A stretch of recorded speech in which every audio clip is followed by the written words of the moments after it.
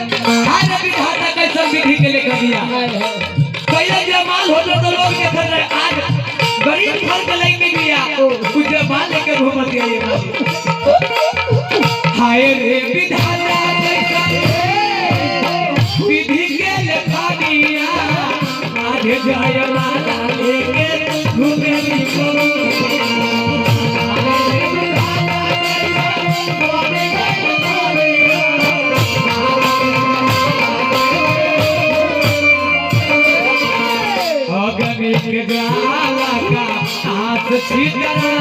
हमारा से अंदुरा